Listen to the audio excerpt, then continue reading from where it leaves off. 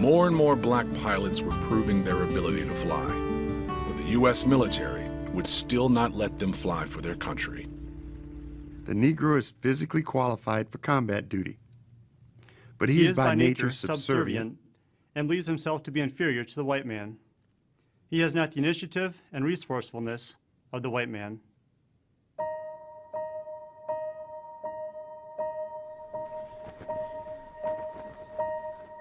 African Americans in military were only allowed and relegated to subordinate roles, cooks, cleaners, etc.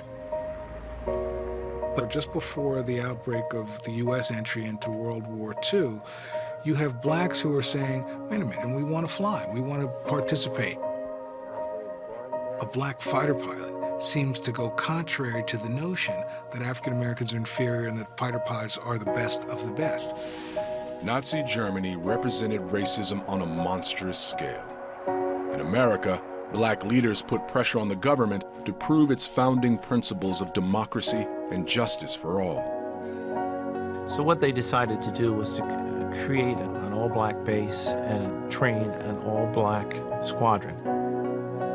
And Tuskegee, the historic Tuskegee Institute, was selected as the base, and they built a base there and began training in 1941. For the first time, the military allowed black pilots to train for combat.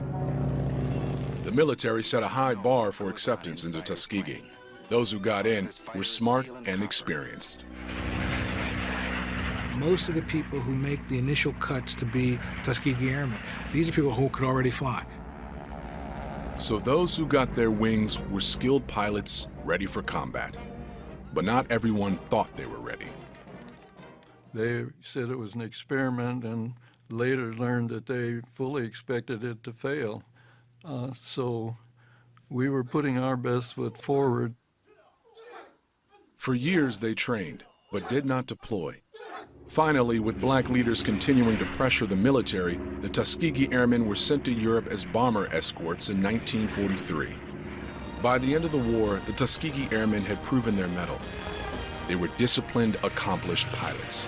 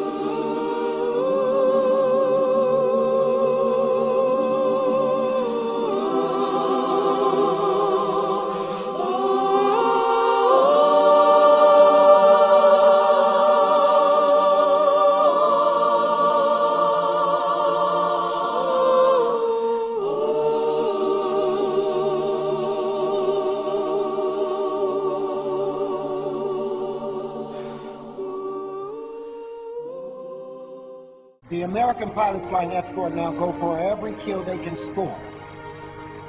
That's how they were trained. That's how they fight. Here's how we change up the strategy. Lights up. At all costs, under every circumstance, you protect the heavies. Colonel, you signed up to shoot Germans, not babysit planes. You signed up to follow orders. One bomber, that's 10 men. You getting one Jerry so you can put a cross on your plane. That doesn't balance that. We count our victories by the bombers we get to their targets, by the husbands we return to their wives, by the fathers we get back to their children. What has not changed, what will never change, from the last plane to the last bullet to the last minute to the last man, we fight. We fight. Yes, sir.